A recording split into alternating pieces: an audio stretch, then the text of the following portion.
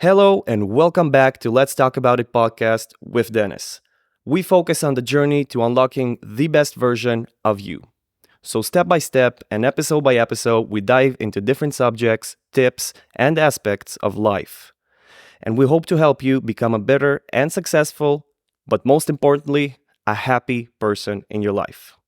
On today's episode, we're going to focus on the balance between your career, professional life, and your personal life.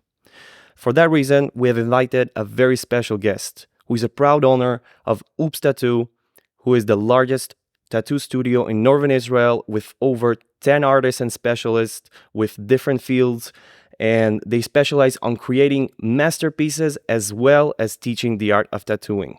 If that's not enough, he recently also became a proud young father of a beautiful baby boy named Adam, and he is already in the process of expanding his business overseas and currently viewing possibilities in Canada. So for all whys and hows, we're gonna dive in right after the intro. Life is not easy. It is not. Don't try to make it that way. Life's not fair. It never was. It isn't now, and it won't That ever you be. can fail at what you don't want. So you might as well take a chance on doing It's what about you how want. hard you can get hit and keep moving forward. How much you can take. If you see it in your mind, you can hold it in your I want to hand. remind you to continue to dream and dream big. Let me tell you something, visualizing your goal and going after it makes it fun. You've got to have a purpose no matter what you do in life. Reggie Jackson struck out 2,600 times in his career, the most in the history of baseball. But you don't hear about the strikeouts. People remember the home runs. Fall forward. Hello, Alex, and good evening. First of all, I would like to say that I'm very grateful for your time here today. I'm sure you're a busy guy. You have a baby at home, a busy business, and it already means a lot that you found the time here for us. It's awesome to be here, man. It's awesome. Thank you for inviting me. As I said, today's episode is basically focused on balancing between professional life, if it's a business, if it's a career, and the personal life. For some, it's just family. For others, is their hobbies and friends and family, whatever the combination is. So you can see how you kind of fit in this program. I would really love to ask, what is your experience ever since you became a father? We already talked a little bit about it when I talked to you about inviting you here, but I would love to hear from you like a little bit more about it. Oh man, it's hard as fuck. If you can summarize it there, it's really fucking hard. Yeah, we can end the episode right there because you were talking about finding the balance. There is no balance. Forget about it. Goodbye, guys. Thank you. This is Let's Talk About It podcast. Yeah. Well, it's worth it. I'll be honest, like it's worth it. Everything that happened to me before that, the business, I really like the business. I really like the achievements we had with the business. I think it's very successful, but right now it's nothing compared to what I have. Now I understand all the parents saying, you'll get it when you get the parents. And I thought they're just fucking with us. It's a whole different experience. You can't explain it to anyone who doesn't have kids. You start understanding the aspect of your parents. Everything else just doesn't matter. Like, if it's not a mistake, yeah, if you planned it. Okay. Unless, So it was planned, I guess. yeah, it was planned. Yeah, we Okay. really wanted the baby. I have no regrets. Like, my wife says it's the best mistake I ever had. Wow, that's a great description of it. It's the best mistake I ever had. Okay. Yeah, because you regret it a lot. The childless life is amazing, but I would regret never having a baby. So it's awesome. Okay. So besides the fact that you feel that adding a lot of chores to your to-do list, to your already long day, do you feel like like you said that there is an amazing side to it? Can you tell us a little bit about the good things that you feel from it besides the thrill and the satisfaction of being a parent? Like maybe some details. First of all, he's growing every day. So at about 4 months old, maybe, they start smiling back. And this is the moment you lose it. Like your heart melts and everything else doesn't matter. And they smile constantly, even without talking to you, because they can't speak right now. and it's amazing. You started like trying to walk. Every day there's like a little success. I went to Canada for a week. I came back and he's already sitting by himself. I missed the moment he started sitting, and he's really good with his hands now. And it's just amazing. You're so happy for him, always happy for him. And like, it's really cool, like seeing this small person like developing. You can't believe that this small thing will eventually grow to be a big human being, and that everyone else was like this at some point.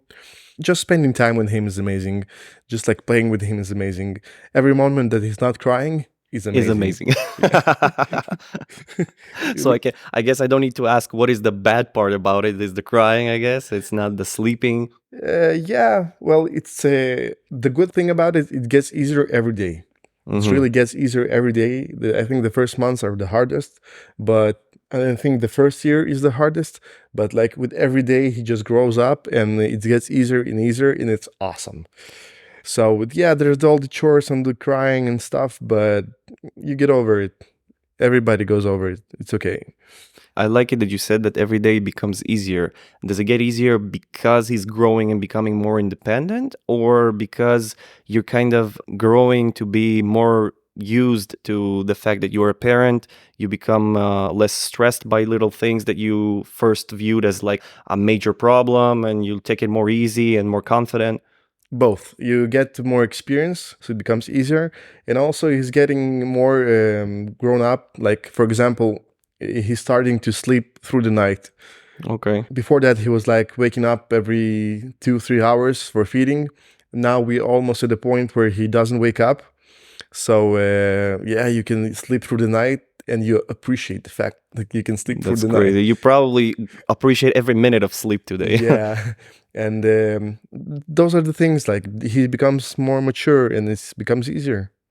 Okay, that's nice. Until he becomes mature enough to tell you, "Fuck off, Dad. It's my decision." Yeah, yeah, yeah. Well, I guess you will cross that bridge when you get there, right? Yeah, they say one of the worst parts is when they start saying no. Yeah, we'll get there, I guess, in a couple of years. Anyway, so far it sounds amazing. I love the way that you're excited by it. It's already says a lot about you as a dad, I guess. I obviously can't understand it because I'm not a parent yet, but I can obviously see how much excited and how much you light up when you speak about it. So Do you want kids? that's beautiful. Honestly, you're asking me right now, I would say no, but that's basically, I think, because I got to experience all the bad stuff only from the side.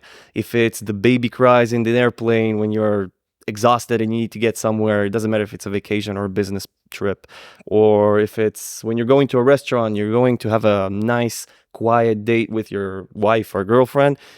And again, these kids running around, throwing food and hysteria and I have a solution for you. yeah. When you have kids, you start not giving a fuck about it. On my way to Canada, in 12 hours of flight, I had a few kids around me, like crying and hysteric and stuff. And honestly, you already don't care. Not because like you train yourself not to care. You honestly don't give a fuck. Wow. You're so used to kids crying and running, and you're like, okay, I'm used to this background noise. So Wow. Well, I guess I probably just need to grow into it, I guess. I don't know. Or maybe I need to get with my mind to the right place. But anyway, it's not something that I completely crossed off my checklist. Like, I always thought that for forming a real family, a child is one of these things, that you need to do. Always going back to a sentence that I remember my dad told me when I was little. He said, "Son, as a man, you need to cross a small list, but you need to cross a few things on it. You need to plant a tree, you need to build a house, and you need to have a child." Like, I never gave it too much thought. I always like to try these things. I always try to listen to tips or advices that I get, especially from people who are older than me and went through life already. So I already did the first one. I planted the tree. Still didn't build a house, but I'm thinking about it. One of the possibilities is probably that it's gonna be not in Israel because it's fucking impossible here. yeah. So I'm with you on that, on the relocation thing. And about the children, I think that it's one of those things that the time will come. How old are I'm you? not in a rush.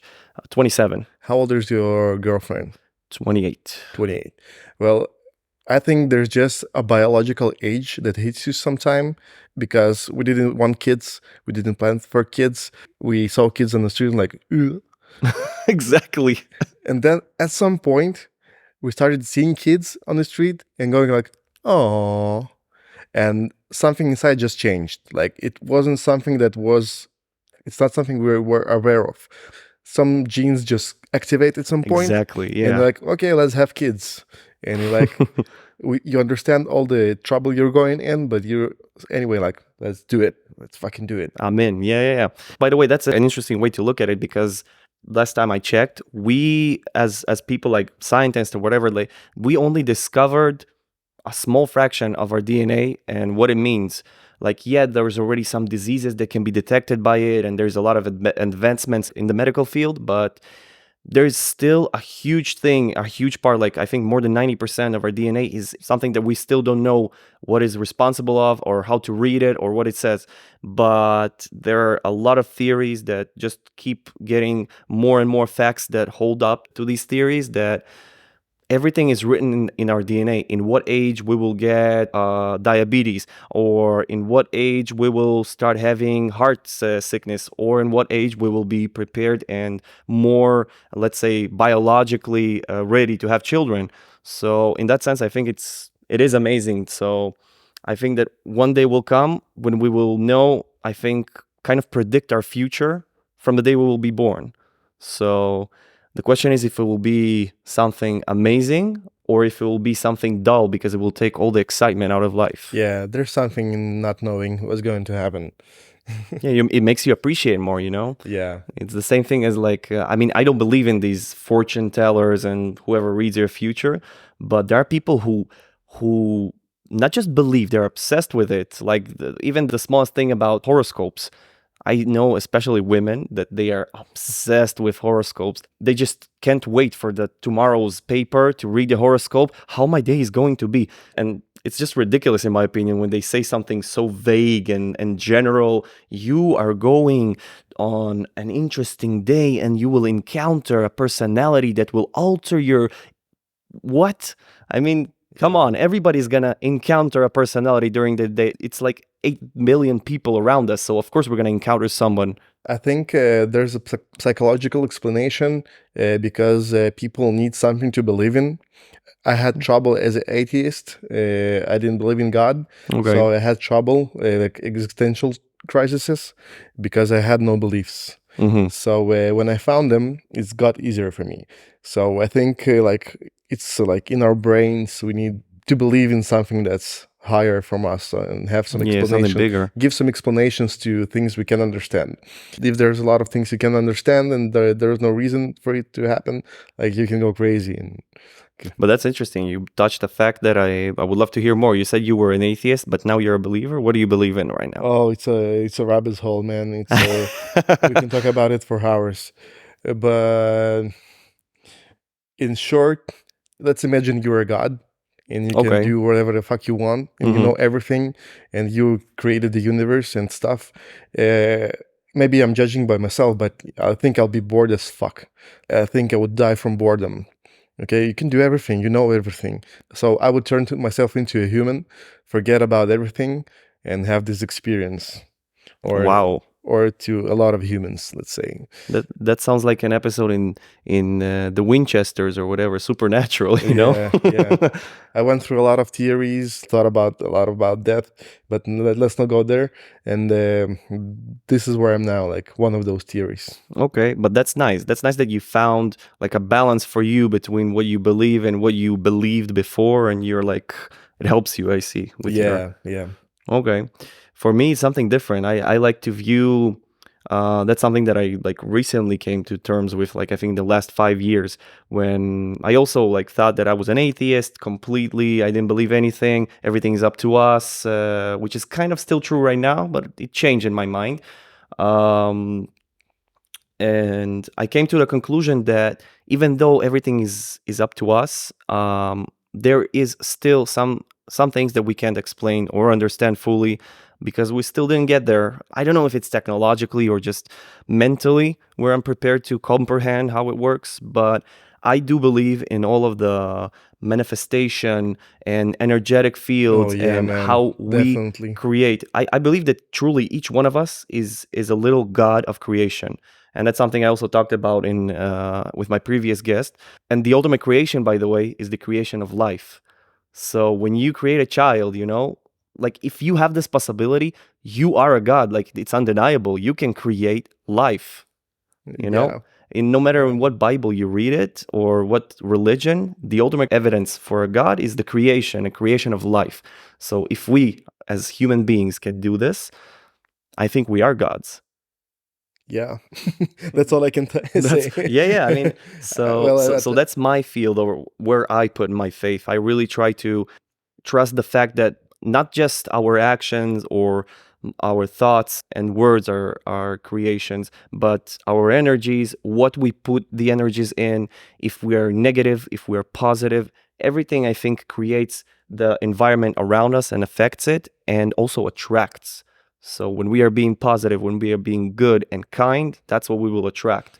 It doesn't definitely. work as a one-to-one equivalent because it just can't. There are always variants and other peoples and variables that change constantly on the second, so it's impossible to be in a perfect equation. But I do believe that there is some order out there that we just still didn't figure out. I definitely agree with you because I raised to be like more a technological person, like fact-oriented person, but I still like every time I'm drawn to the fact that like I had so many times I visualized something and I wanted something and I got it, and I'm like, fuck, how does it fucking work, But I really believe in it, and it's really comfortable to believe in it. To be honest, it's really comforting. Definitely. It's just like you said, it gives you like some sort of peace that that something here is working and there's a reason for it. Yeah, and definitely from my experience, even with the business, definitely your inner self is what you attract, because if you're always focused on the bad things, you attract bad things. If you focus on the good things happen to you. It's even proven by your experience. Like however you look at it, if you want to believe it or you don't, you get there anyway. Definitely. I recently interviewed also a businessman, but he's more of like an entrepreneur. He does business today, like globally, closing deals. As never mind. But the fact is that he gave me an example that happened just recently, and it was like it blew my mind. He said like he's basically closing deals. He found a person that needs right now X, doesn't matter if it's masks or tons of sugar or gold or whatever, and he finds a supplier on the other side of the world and he makes a deal between them. Recently he didn't have anything on the table, or he had just a project that's gonna take a while to make it work and close. And then just after having a conversation of 5 minutes with somebody about you know what, I think there is an opportunity with gold in Africa. I know a guy who knows a guy and blah blah blah, so if you hear something, let me know. And he says, okay. After I finished the conversation with that guy, I just sat there in my living room. I remember thinking about it. Gold. Do I know something about gold? I think he's right. It's something that probably can help us. It's probably can do some good. And he didn't even finish the thought. He receives a message from somebody that he worked with like 5 years ago asking, hey, do you have somebody or contacts that is involved in gold? And it was like fucking crazy. He said like it was just like he got the need, then he got the solution, and boom, it just happened. These little moments is like, some people may say this is the glitch in the matrix that we live in, whatever they will call it. I don't care. This is what I'm speaking of, and it's amazing. I'll tell you a recent story I had myself. Okay. So I'm going to Canada. I'm supposed to get a work permit. We prepared the case, lots of documents, like a huge folder of documents that I need to show to an officer at the border who's going to check it, and maybe he'll give me a work permit. Okay.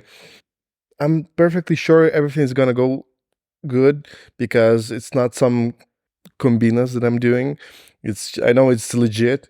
So I was so calm. I was sure, like 200%, I'm gonna get the work permit. So I had some stuff to do. I had to print my bank sheets. I had to sign the documents. I forgot all about it because I was so sure I'm gonna have it all perfectly. I got the instructions from the lawyer where I'm supposed to find the officer in the airport. I didn't listen. I forgot where I'm supposed to find the. Fuck. Yeah, really like 10,000% sure I'm gonna get the work permit. So I have a connection in Toronto to Vancouver. I'm supposed to exit at the airport, but I go in the wrong way. And I traveled all around the airport asking people where the fuck are those officers. I even went to places in the airport that under construction. Like I know Oh my the God, off Toronto limits, you know? Yeah, I know the Toronto airport like from like A to Z. And I find this little door that employees access only. And I call in, and an officer that I'm supposed to meet talks to me and says, "Okay, dude, so it's too late for you. You missed the exit, and yeah, good luck." I'm like, "Sorry, I'm just the first time here. I don't know, like, I didn't know when I'm supposed to go, blah, blah, blah." He's like, "Okay, screw it. Come in, and we'll figure it out." My lawyer prepared me. Like they had this questioning, they have huge lines, they need to wait, and it's very complicated. Yeah, it can be frustrating, definitely. Yeah, it's a hard process. I had a friend go there also before I did, and he got declined. He had the same documents Wow. and stuff. Yeah, he got declined. So I go in, the officer takes my documents, comes 10 minutes later, just says, "Okay, let's go. I'm gonna give you the work permit." Okay. And I was sitting alone, Whoa. no people at all. Like I thought, where is everybody? So he takes me in, and I get to the place where I was supposed to go in the first place. Huge lines, lots of people, everybody screaming, like they have some issues there. And he just goes, "Okay, go there," takes my fingerprints, takes me around the line, like from people waiting, tells me, "Okay, pay for the work permit." I get the work permit, goodbye. Wow. All the process took me like, man, 10 minutes. When people sit there for hours and get declined. That's crazy. Yeah, and I think I'm 100% sure it was because I was like, You were totally confident that you're gonna get it. yeah, totally confident. And That's it was so amazing. easy and was so dumb luck. I still can't believe it, but this happens. It's a fact. And those, amazing. yeah, it happens to me lots of times. And just another proof that, like, man, just be confident. I think you need to feel how you want to feel before you get there. Exactly. Yeah. And you need to neutralize the doubt. I think the doubt is the killer. That's also what my previous guest told me. Like he said, the doubt is your biggest enemy, which is some people will say it's just you. You are your enemy. You need to fight yourself. But he said, no, more specifically, the doubt. The doubt is something that kills dreams. It kills the plan that you need to execute or at least create in your mind to achieve your goals. And mostly the doubt will kill your energy because your energy that you send out there, it will attract and eventually this doubt back to you. It will bring a person who is doubtful. Man, that's 100% sure. And it's connected to the fact that you need to do before you think. When I opened the business, I was in a condition when I had to take action. I didn't have like a choice because I had the promise and I had to make the promise. I couldn't have any doubts about opening the business. I had to do it, and I'm happy. This is like my motto now. I do before I think. I just do things. Like, Okay. I didn't think about how it's going to be in Canada or will I like it there or not. So I just went there, and I say to myself, do before you think, and it works. Okay, that's amazing. I mean, I want to put a pin in that because I want to go there, but before we go there, like I want to start from the beginning. Let's start with how in general did you get started in the tattoo industry? What exactly drew you to it? Was it working with people? Was it the artistic side in you that you really enjoyed exploring, or maybe something else? You don't know the story how it started, no?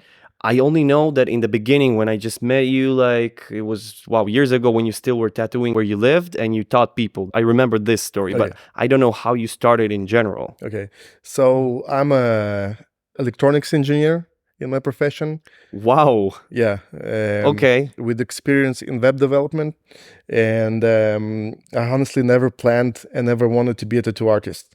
I discovered tattoos like when I was 18, when a friend got one, and I got one myself. When I was in the army, because of my engineering curiosity, I just wanted to figure out how does it work. So I ordered the tattoo machine from eBay for $50, like a really shitty equipment, but you had everything. You had needles, ink, machines, everything you need to start a tattoo. I did the tattoo to myself, and then a friend came by and like, practice on me. That's brave. Yeah, it got good. Like the tattoo was good, and then another friend came in and another one, and I just started doing it for fun. And I just like my target was like to have fun from it, and not Okay. and grow and understand it better, and not to make it a business or anything.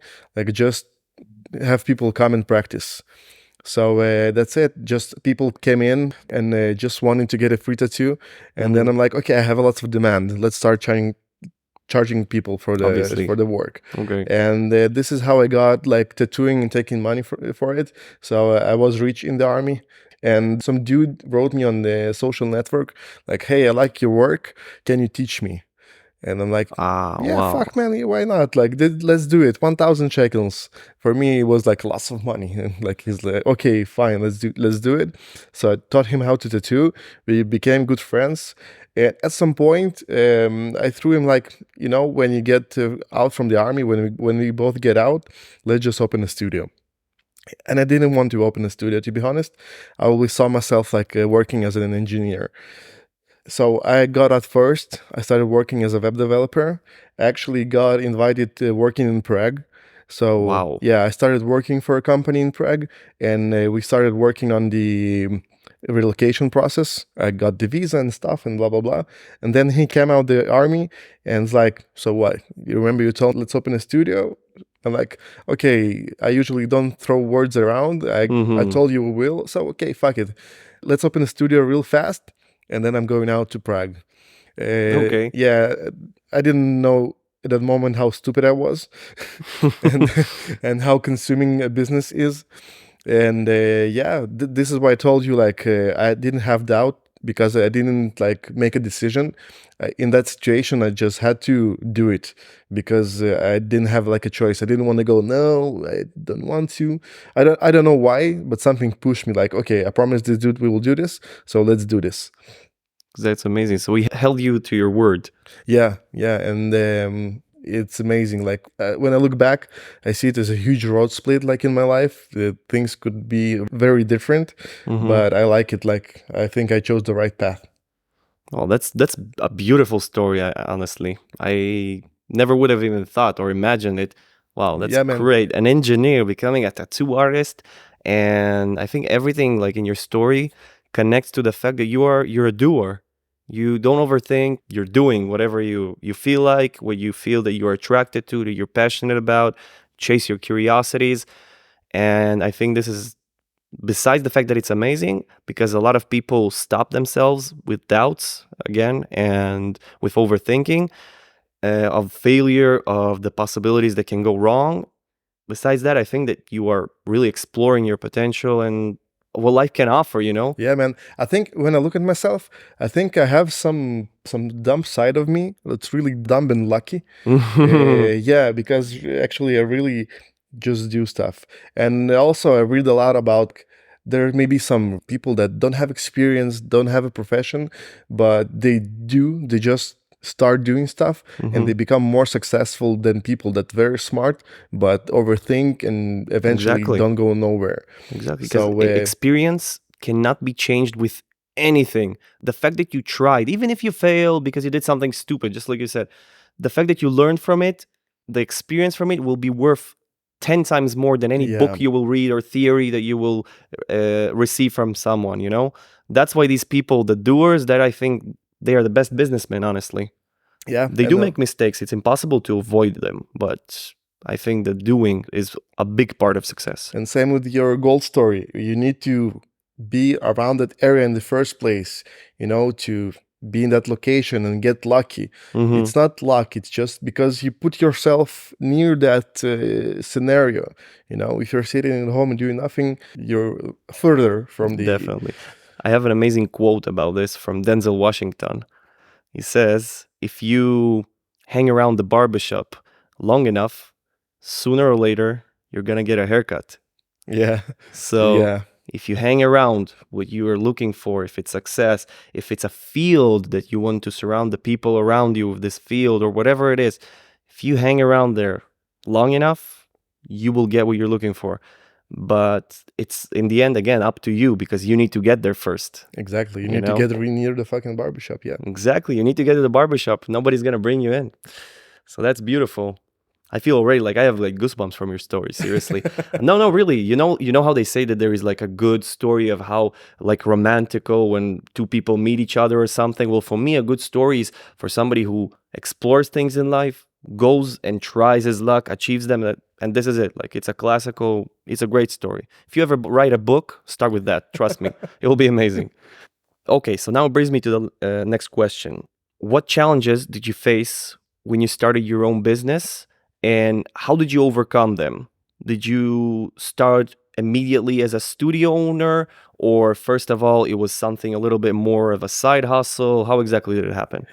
If I think about first challenges, our first challenge was we didn't know shit about business because we had no experience, both of us. And I think the right decision at the moment was to accept the fact that we know shit and look for help. Mm-hmm. So there's an Israeli organization that's sponsored by the Israeli financial part of the organization. It's called Ma'of here.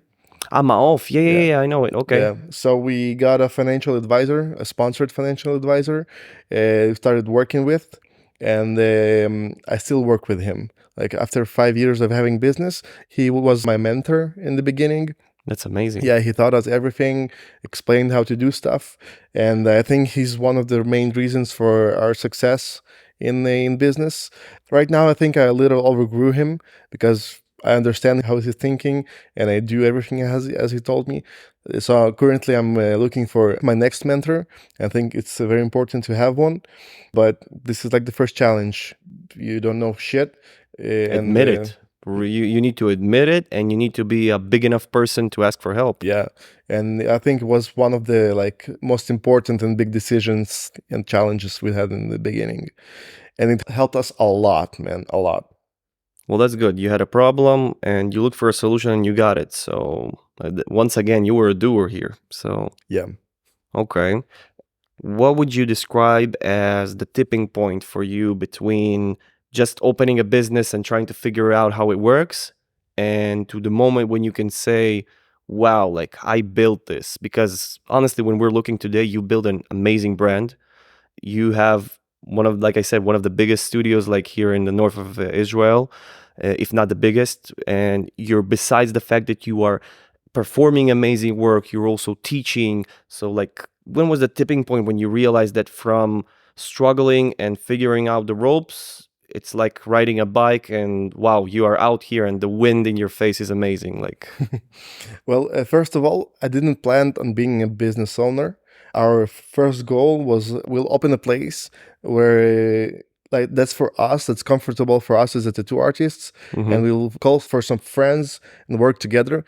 Just create a place where like that's better for tattooers than other places. Okay. I didn't plan on like being a businessman. I had this dream, like I thought, yeah, I should open a business, but I didn't know that I will go like more into business management and growing, and like I will leave tattooing totally All together, yeah, altogether. And if you ask me at what point I felt like I achieved something, well, honestly, I don't feel it. I don't think like that we have reached our highest and biggest potential. I believe that when you consider yourself successful and like you say to yourself, okay, I'm amazing now and I know everything and I'm perfect and I'm good in everything, this is the moment when the growth stops and you go down from there. I don't think there's a stop. It's a kind of an issue for me because I sometimes get overwhelmed and stressed out, and I'm working on it. But at this point, I actually learned to like appreciate the way, enjoy the process, the journey. Yeah, and stop like chasing after some achievements and after some like targets. We always work when we have targets. We need to reach this revenue. We need to reach this point and this point, and it's really frustrating at some point. So yeah, I'm just enjoying the process for now. And I don't think like, I know we have a big studio. I know we have a successful studio, but I don't feel that like this is it and I'm awesome. No, definitely not. I don't think the story ends here. I think you have a lot more to do. Yeah. So unfortunately, I still don't feel like, this is it. This is awesome. I think I should work on it more because you do need to enjoy this more. Exactly. You need to appreciate. Yeah. I'm working on it with my psychologist. Okay. Well, the fact that you have one is already a huge step, I think. A lot of people are just like denying that. I mean, I have to admit, I'm one of them. I had the advice of even of my girlfriend, go ahead, see a therapist, try it out. It's not gonna hurt. But I'm just kind of stubborn, and it probably comes from a lot of places in life where I got disappointed in people, and I learned to trust myself only and my instincts, my solutions, my path, even if it's harder. I always like know that it's gonna be harder, and still I choose it. So today my therapist is my gym. It's the fact that I know to talk with myself and to be honest with myself. And also recently I got exposed to a coach, like a life coach that was provided to me from work. I work in a bank today. And they really like believe in me. They want to invest in me and help me grow. So they provided a coach that is working in the system. And he's, I would say, some sort of a therapist, you know? So I believe that right now we just started the process, but he gives me a lot of tools and a view from outside. Like he's completely neutral. He can see me from the side as a different pair of eyes, and I think it's a fresh point of view. So it's already something helpful, and maybe it's gonna kind of open my mind to it, but I think that it's important, you know? If you're talking about psychologists, I think the problem why people don't like getting a therapist is because, first of all, you need to admit that there's something wrong with you again and that you need help. But mostly, I think people look at them as someone you just come to and talk to, and just like he's supposed to ask you about your mommy issues and daddy issues. And there are therapists like this. They're the bad ones. I had one like this actually from the government, but also private ones. And I don't consider those people therapists.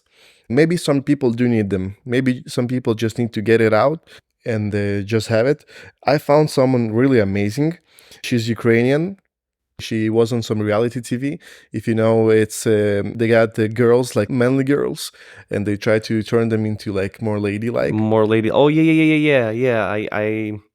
I forgot the name, but yeah, I heard it. Від пацанки до панянки. Da. So Yeah. she worked there as a therapist, and she's amazing. And the reason she's amazing is because she's not there to sit here and listen. Actually, she's the one talking, but she teaches you and gives you tools of how to be more self-aware.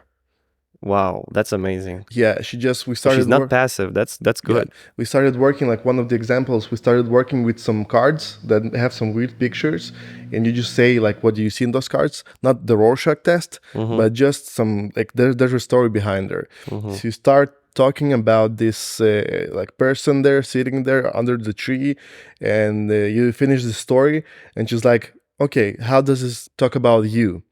And you understand that your judgment of these people or this situation is actually your projection. And then you can see that, okay, this is me, this is my behavior. This is like the gym for your self-awareness. And actually, it's not a person that I need on a constant basis. We had like 10 meetings. She taught me like how to do it, and I don't need her anymore. And I know how to cope with my problems myself. So that's the awesome part. And sometimes we still talk like because there's something that I'm not able to solve. Another level of therapy, and I'm so lucky that I found her. I recommend her to everyone, and I have lots of friends already working with her. And It's amazing. Yeah, it's awesome, man. It's like That's good that we have a specialist that his goal is not just to get a steady paycheck. Okay, another client that is gonna be once a week. Boom, cha-ching. No, she doesn't need it because her demand grows like crazy. She's always raising prices. Exactly, because of the fact of how good she is and how real she is. She gives you, like you said, she gives you tools. Yeah. She doesn't give you a space just to open up. She gives you fucking tools.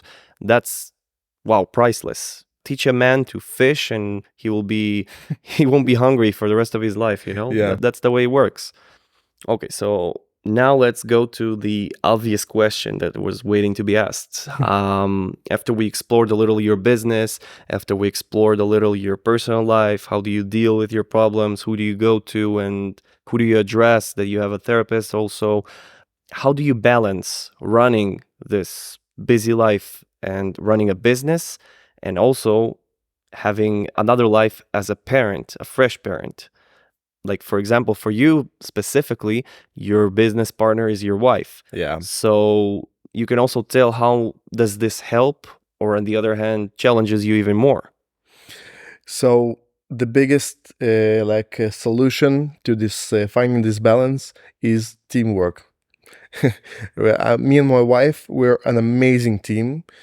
You can see it in the fact that when we have some problem, when we need to do something, it's not like we're arguing who's going to do it. We have it as well, yeah. It's not like everything is perfect. We have it as well. But when it comes to the kid, we always think that we're not putting enough. Each one of us just starts like doing stuff and helping each other. Okay, so we work amazing together. We help each other, and it's very important because I understand a lot of husbands, they just go, okay, I'm working, you're the housewife, and do whatever you want. I don't know how women stay alone with kids like for years without kindergarten, without help. Man, you can just like fucking kill yourself. It's so hard. So that's it. We just help each other. We're a great team, and it's something that it's a must. It's not an option. You have to have a good partner. You know, you remind me of an interview. I don't remember who it was, but it was also like a couple, a famous couple that is like majorly successful. I think she's an actress and he was something else, but a scientist or something. Never mind. But I remember that when they asked her, how do they like manage to be so successful and do it together as a team, just like you said. So she said, because they are a team, the way they view problems is different. So I'm curious if it's the same for you. She says, we view when we have a problem, even if it was like caused from one side or somebody had a bigger hand in it or whatever, the first thing we'll look into is not whose fault it was. We'll look into is how to solve this problem. And we look at it together, and we're going to invest ourselves totally together in solving this problem. And only then, if it's still relevant, which most of the time is not, we can sit down and have a conversation like, how do we think this problem occurred and how to prevent it for the future? Is that something that applies to you, you think? Well, in some part, yeah.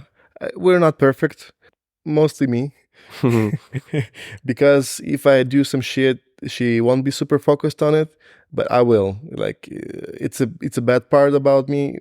I'm working on it. I'm aware of it, but like sometimes when she does something, I'm not sure. I think we solve it first, but I definitely get too much focus on like, it's your fault, don't do this. And the next time I'll do it myself, and like, I'm okay, I did nothing wrong.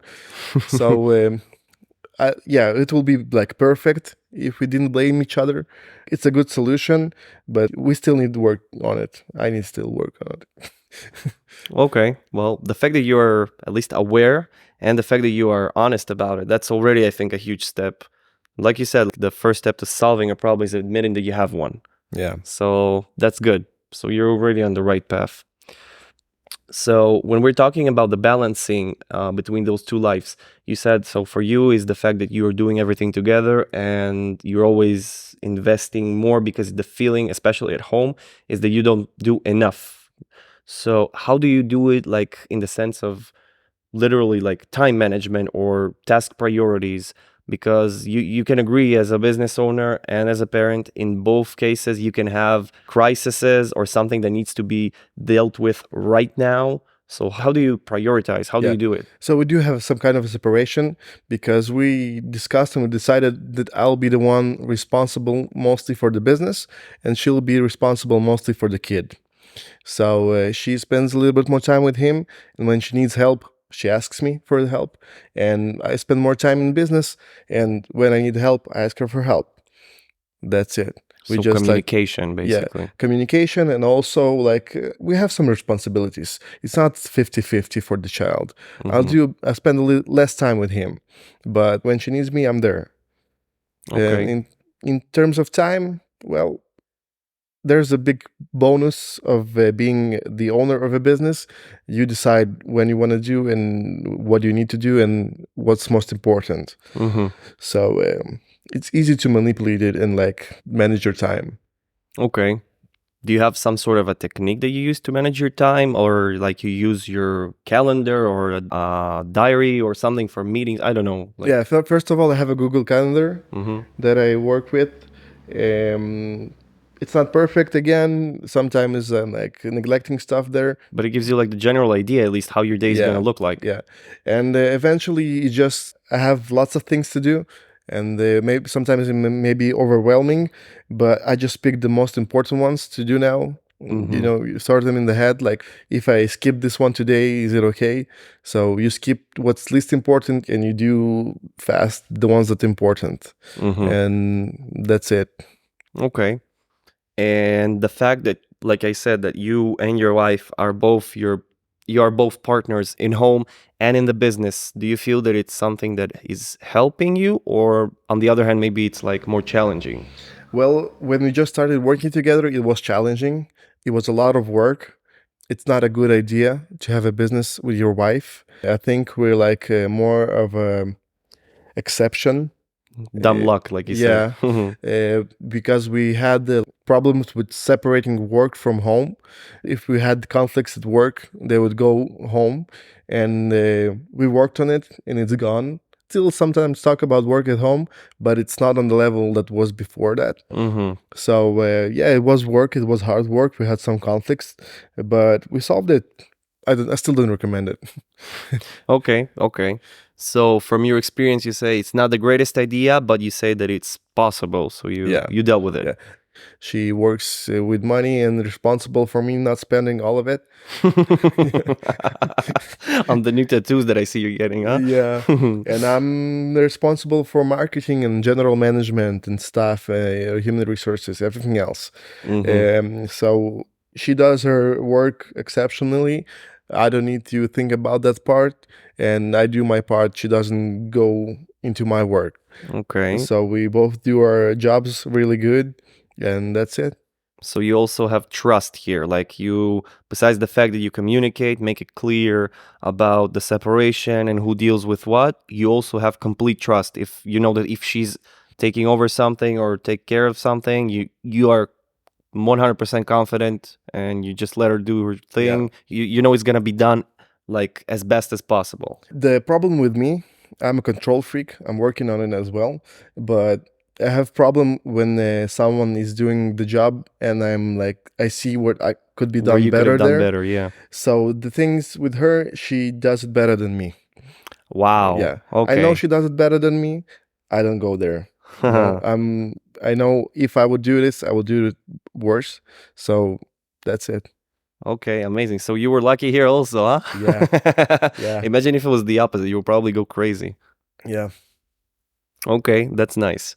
Now, to go a little bit backwards, before you said that eventually when you started the actual business, you found yourself going away from actually doing the tattoos and performing this art, more to the managing stuff. I mean, you didn't say that you were connected to this. You kind of stumbled on this from curiosity, but did you feel that it kind of, I don't know, affected your passion or interest in it? Or In tattoos? yeah, the fact that you stopped doing it and moved to management. Well, the thing with me is I grow and I feel amazing in places where I feel a challenge and in places where I feel that I'm creating something. And in places that I feel that I don't know it perfectly and I want to be better at it. So it just was a lot more attracting in doing business and a lot more challenging than doing tattoos because at some point you just managed, the technique. I did good tattoos. My challenge in tattoos was to make the hardest ones. The hardest ones were the realistic ones.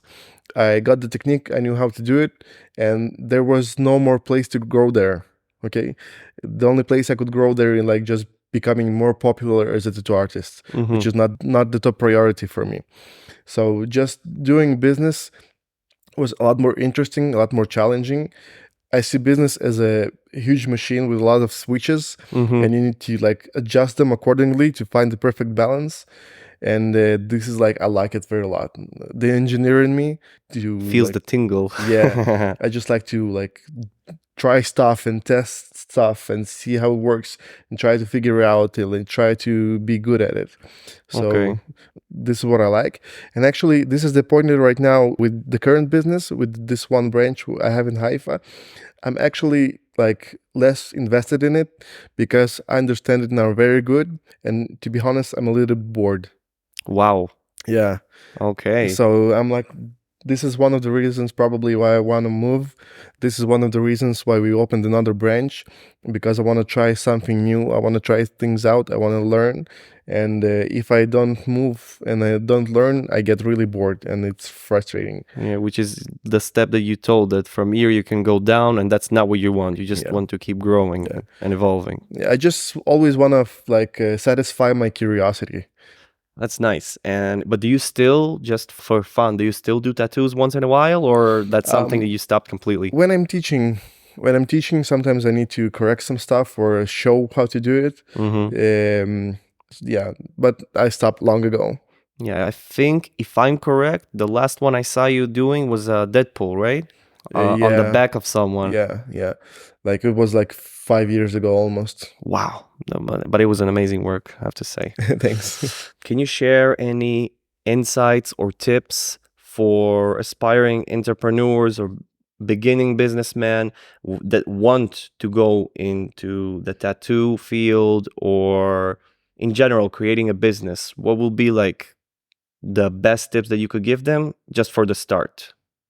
Like what? Where you should start from, or where you should find inspiration? What exactly? Yeah. Like, for, let's say you are right now a new businessman and you are on the edge right now. You know that you want to do it, but you have a lot of doubts and you're thinking, should I not? You don't have the, like you said, the knowledge or the skill sets right now. So what would be like your best tips for the beginning that you think that if you got them, you would like be in a totally different position, or maybe would help you to go on it and do it, like you said?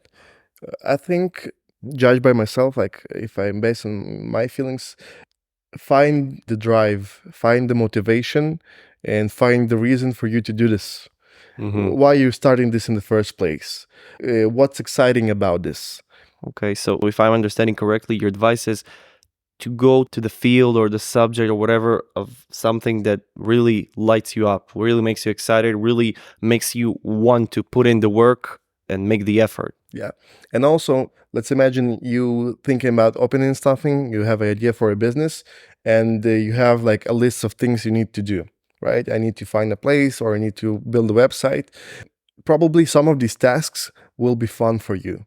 Some of those will be probably boring and like just mandatory. I have to do this. Do the ones that fun and interesting. Start from those ones that are really like cool for you and enjoy it. Okay, that's a nice tip, actually. Yeah, I will even take it to myself right now, because when I have a lot of things to do, even like with this podcast, like this idea came to me, I think like 6 months ago, when I was just talking to someone, and I remember we had like exactly this conversation and subject of after the corona, a lot of depression around. People are very down in their moral, in their spirit, and miserable in their life. The fact that they had like something to compare to all of a sudden, being outside of their normal life of working this 9 to 5 job, all of a sudden they didn't have to do it, and now they have to go back to. A lot of people didn't know how to comprehend this, you know? So we had a conversation, and I said, like, just as an idea, wow, I wish there was somebody who just really made it simple and approachable, like as tools, as tips, as something for people to comprehend with, to find their path back to happiness, you know? Because happiness in the end, I think, is the base and the center of everything. Once you reach this point when you are happy, I think all of your decisions become easier, better. You're thinking more clearly, you are more confident, and you're more healthy also in the end, you know? Yeah. When I wanted to do it, I had like doubts, and I thought, well, who am I? Who the fuck am I to talk to people and try to teach them life? And the more I thought about it, I got into breaking it in my mind into steps or things that I needed to do in order to actually execute this thing and start this up. I found a lot of things, like you said, that I like to do, that I already done in maybe different fields. For example, the editing. I never knew that editing could be so fun, and especially when you see in the end what you created. For example, I started with videos. I have a hobby like making videos with drones, especially of beautiful places I visit, if it's outside of Israel or whatever. And I started editing and fucking with programs of editing videos, and I learned that, and I knew, okay, I will do that a lot probably in the beginning. And then I thought about the fact that, okay, obviously I don't have all the knowledge, so I will have to talk to people. And I said, fuck, I love people. I really, I do. I mean, if it's from work, if it's from my social and free and personal life, I really love people. I like spending time with them, learning something from them, having a conversation, getting exposed to new ideas. So in the end, I saw, oh my God, there are so many things that I like to do. And now it kind of like clicked in my mind when you said that. That's what I should have done. Maybe I would have even started sooner. But that's a great tip. Like we already noticed and mentioned, you have the plan of moving to Canada, to opening the branch there. And is there any more details that you can share or want to share about it? Or is that more of an idea right now that you prefer to keep to yourself? No, as I told you before, I can give you my entire business plan right now, open all my Wow. records. For now, my plan is I went there. I was trying to understand the city and trying to understand which locations are good for me, the prices, people there, the other studios, competitors. So now I came back. I have a good understanding of things I need. Like I have a checklist. So I need money. I need the two artists. I need a place. I need someone to do the renovations. And I'm just like solving these tasks one by one. I Okay. don't want to do it under pressure. I really want to try and enjoy it, do it for fun. So this is my plan for Canada. As you know, we opened a branch in Carmiel. So there was a person that was like, okay, I want to open a studio. I was like, you want to do oops tattoos? So it's good for him. He got a business plan. Awesome for me. I'm getting the experience of having a franchise. Okay. So actually, I got messaged by a few people that I know. One is from France and one is from Poland. We were talking about open branches in those countries as well. Wow. Yeah, I thought it would be a good idea just to give me like my business plan, just to teach them to do what I do for free. I don't want money for it. Like Okay. I will get the name. Look, I have Exposure. Yeah. I have businesses all around the world. This is also my like tactic when I did tattoos. I did them for free. Okay, I didn't rush to get the money and earn from it. I wanted the experience. I wanted to have fun, and this is how I see it here as well. Like you guys have all my business plan just for free. In my like wildest dreams, I really want shops all over the world to have Okay. like a franchise, a big network, because it wasn't done before. There's no tattoo franchise all over the world. You have McDonald's, That's but true. you don't have tattoos.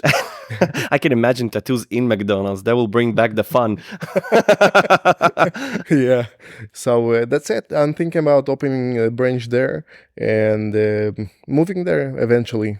First of all, I didn't even know about the new branch in Carmiel. Like that's a new thing for me. Since when did that happen? So we started 3 months ago.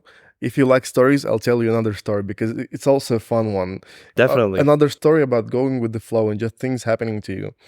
So I bought a car half a year ago, and I just wanted to cover it with the PPF sticker so it won't get damaged, it won't get scratched. Mm-hmm. And I started calling people, like asking about prices and stuff. And one person just like, I know you from YouTube.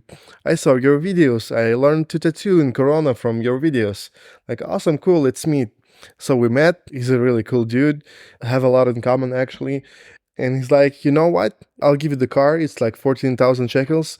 And you give me a tattoo sleeve. I'm like, fuck yeah, man. And after a month, he's like, you know what? I don't want a tattoo. I want to learn how to tattoo. Sure, man, no problem. Come tattoo. And he finished the course and was like, okay, I think I'm like switching from the car business and I want to open a shop in Carmiel. And like, okay, dude, you want to open an Oops Tattoos? And like, fuck yeah, man, let's do it. Wow. Yeah.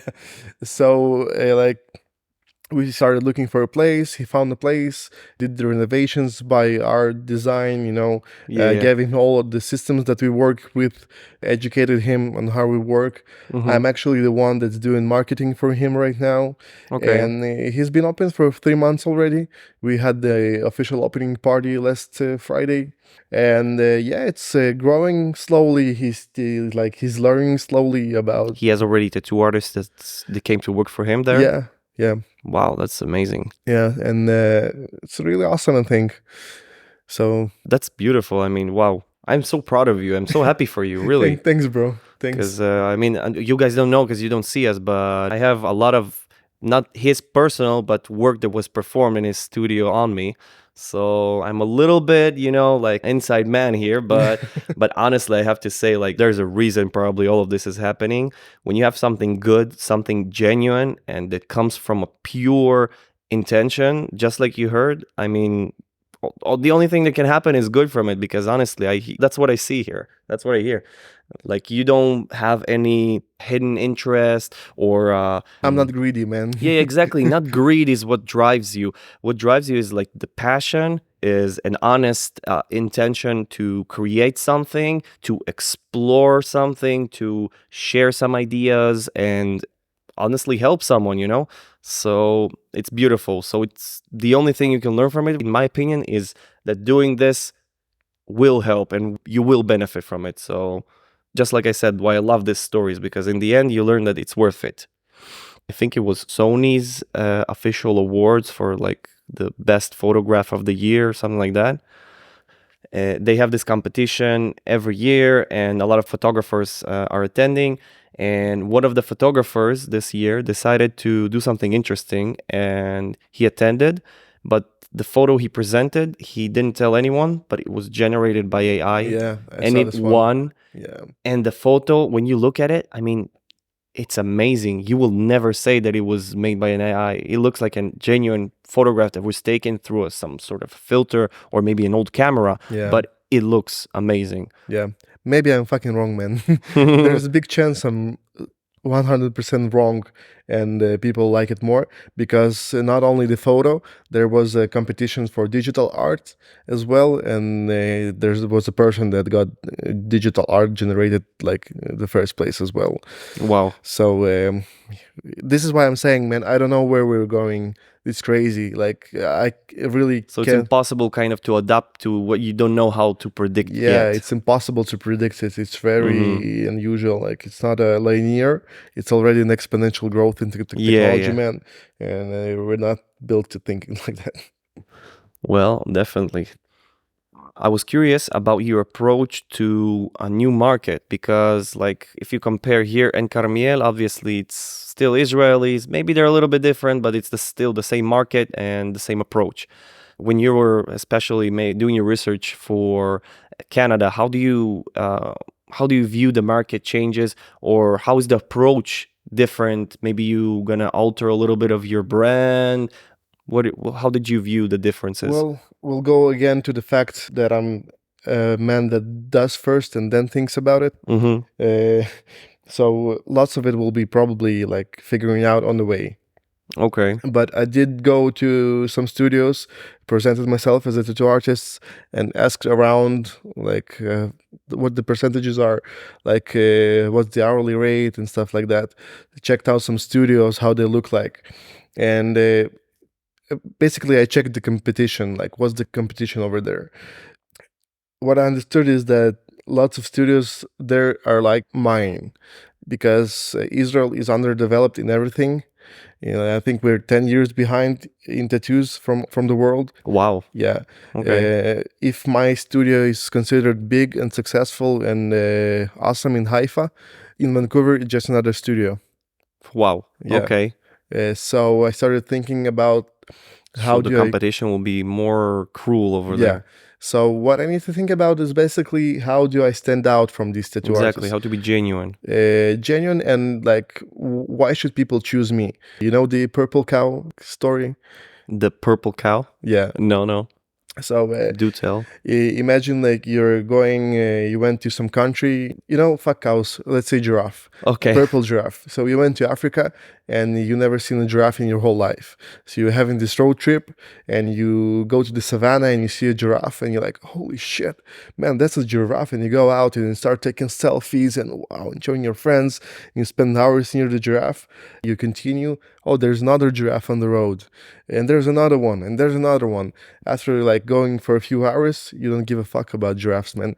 Okay, there's like I'm already just another giraffe. Yeah, from Africa. Yeah, I'm already used to it. Okay, I seen this one. I took a selfie. Okay, and you're going, and you see a purple giraffe. So what's happening? Like, Once holy more. fucking shit. It's a purple giraffe. So you're going out, you're taking selfies and you're telling your friends and you're making a movie about it. Hmm. This is the thing with business. There's a lot of businesses in everything, in restaurants, in tattoos, in whatever. Hmm. You need to be special. You need to stand out so people will come to you, so people will know about you. So they will remember you. Yeah. This is one of the things my advisor taught me. We need to Yeah. think about like value propositions for our clients, something like that will stand out and make people come to us and know about us. I remember that it was super easy for me to remember, oops, tattoo, your mama will like it. Yeah. I mean, come on. Who else would you think would call like their tattoo Yeah. or studio with a slogan like that or something like, or the word oops, like, Yeah. it's crazy. So, two stories. First story is about Oops. People ask where this name came from. So when I was tattooing people at home, I was tattooing friends and made fun of them. If I'm tattooing a back, he can't see what's going on and he's really nervous. Oh man, he's not experienced. So I'm like, oops, holy shit, fuck. Like, and they're like, what's going on? I'm just kidding. And Okay. it started as a joke. So I called myself Oops Tattoos. And as you see, the joke still here. And the second one, why we have the slogan, your mama will like it. It's easy because when you looking for the reason you're a purple giraffe or a purple cow, you start thinking about your client pain. Like what problems can they have? Okay, so let's say people afraid their tattoo will become fucked up. So we True. give them lifetime Life warranty. guarantee. Yeah. So we also thought like, what are other fears for people have? Like people scared their mom will don't like this tattoo, you know. Mm. So like your mama will like it. So I love Steve Jobs. I read his book and I really admire the dude. So when he was in college, he was, I don't remember what he was studying, but he went for calligraphy classes for fun. Okay, he just liked it, so he went to calligraphy. Eventually, when they built the Mac, we had all these boring numbers and green screens on computers. The story is he was the one that said we need cool-looking fonts in computers. It's Okay. supposed to be beautiful. Okay, so two unrelated worlds, computers and calligraphy, connected together and made something new. This is the creativity process. The touch also. The purple cow, by the way. Yeah. So I tell my students to go and learn stuff, to do unrelated courses, to learn something new every day. Because when you think about tattoos and web development, you see nothing in common, right? True. I have both. I know how to tattoo. I know how to web develop. The creative process, it's called connecting the dots. So I connected the dots into a calculator that we have. I created an app. It's a really simple app and simple algorithm. But actually, you put there the size, the time, the tattoo artists, the style combined, and the algorithm gives you price for the tattoo. Okay, and it also answers one of the client pains because people don't want to like get a tattoo for a hourly rate. They like a fixed price. Yeah. So it's solving a pain and also the creative process of finding something new in between. This is why you should always learn something new and always like try unrelated things. Because I just started learning drums and kite surfing. Wow. Just for fun, just to learn new things. Besides the fact that it's always good to explore new things, it's feeding your creativity and, like you said, connects the dots. That's amazing. I really see like you're taking the right, I would say, advices and aspects of not just business, but marketing or whatever it is, all the fields, and you're kind of connecting it all together to an awesome package. And I think it already explains how did you arrive to the place you are at today. That even though you said that you don't consider it as a wow, but for me, looking from the side, I think you're doing amazing work, Thanks, so man. now speaking to you, like we known each other for a while, but we never had like a deep conversation like we had right now. Yeah. So it connects all the dots in my mind of how do you get there and why. It's amazing to see right now and to understand it, besides all the stories that come as a bonus for me, And I found some quote that I really think kind of connects, especially now after hearing all the stories, but before even I thought that it's connecting kind of to your story, and I would love to hear what you think about it. And it goes like this. success is not the key to happiness. Happiness is the key to success. If you love what you are doing, you will be successful. It was said by Albert Schweitz. So, what I wanted to ask, and I obviously right now already know the answer after talking to you, but do you feel that your success is due to what you're doing, which is what you love, what makes you happy, or the opposite way around? 1,000,000,000,000%. It Exactly. comes from like doing what you love and being happy about it. And passionate, and already an expected answer, but I said, fuck it, let's ask anyway. Yeah. Okay. There is also a good book that I didn't read all of it because I have this system where I'm curious about something. It sometimes can lead me to a book, a chapter, sometimes the part of it or whatever, and I just read it and I can put it on the side until it becomes relevant again, and I pick it up and read it more. Sometimes I finish books, sometimes I don't, but it came from a book that is called The Art of Work-Life Balance by Nigel Marsh. And there were some really nice quotes that I thought to share with you also that maybe might be useful for you. The first one is him talking exactly about the balance between work and life. And he says, the key to balance is not better time management, but better boundary management. The truth is that you can't do everything you want to do. So you need to prioritize and decide what is most important to you. So that's one, and I think it's a very valuable and firm tip. And the second one is him talking about technology. He says, technology can be a double-edged sword. Well, it makes our lives more efficient, but it can also blur the boundaries between work and home. So it's important to limit our technology use to create boundaries around us and when we are available to work. That also connects to what we talked. If it's the phone that you can put on mute, if it's the chatbot that you can create to free yourself from being forced to be unavailable after hours or whatever when clients want to reach out, I think it's important to use the tools around us to help us in the end to focus on the things that matter. And in the end, what matters, I think the personal life will in the end be what matters, because there you do what matters. You have the relationships that bring you all your joy, and just like you have now your son, so it brings you all the joy and pleasure of being a father. Or if it's other people, that's from their spouses, from their friends, family anyway in general. Now, honestly, I don't have any more. But if you want to add something in the end, the stage is yours. Ooh. It's not like something I want to add. It's just something that's on my mind recently this week. Two things. First of all, we started like a business circle. No, it's not a business circle. It's a men's circle. So I figure out that I don't have a lot of people that I can talk business about with, because I have lots of friends, but no one we can share and discuss like what we discussed today. Okay. We started inviting people and we created something, me and my friend. So if there's anybody listening and wants to join, send me a message. Second thing, again, it's not really related to our conversation today, but I think it's important. When you just start doing business, you probably starting to do it for you, like for you and for your personal life, for your family. So don't get like too much stuck inside there. Don't forget the reason why you started this in the first place. Okay, don't get your work home, because home is most important. So once again, I really, really would like to thank you for your time. I think you brought a lot of amazing insight and tips and value here today. And just like I learned, I'm sure that all the listeners back home will take a lot from it. And I would like to sum up some of the things that we talked about. For example, so what we said, we're talking about business, but also in different aspects of life.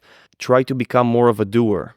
Try to do, because when you start thinking, you open the door for doubts, and doubts are always something that will keep you away from your dreams. Then we talked a little bit about the balancing and the relationship and the help that you can get from your partner. So it all came down to the points of communication, setting boundaries, and becoming clear. Guys, if you want something and if you expect something, especially if it's from another human being, the best way to deliver the message is to sit down and talk. Be grown-ups, take responsibility. Don't expect them to read your mind or guess what you want. And teamwork. Exactly. Teamwork and teamwork. So also choose your partner by that. You are supposed to be a great team.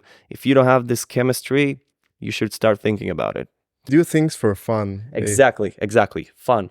Start from the genuine inside of you. And just like I said in the second episode, you should ask yourself who you are, what you went through, what drives you. Then connect all that to what you want and how much do you really want it. And if it's for the right reasons, if you enjoy it, if it's something that will help you be happier on your day-to-day to deal with these things and do them, go ahead and do it. Less thinking, more doing, and eventually things will come to you. But of course, be responsible and build yourself some sort of plan. And I think this sums up pretty nicely this great episode. So once again, thank you guys back home for your time, for tuning up and listening to us. And thank you, Alex, for a great episode. So much fun. And a great conversation. I hope we will do it again soon to see how things are developing. And my name is Dennis. This was Let's Talk About It. Thank you and goodbye.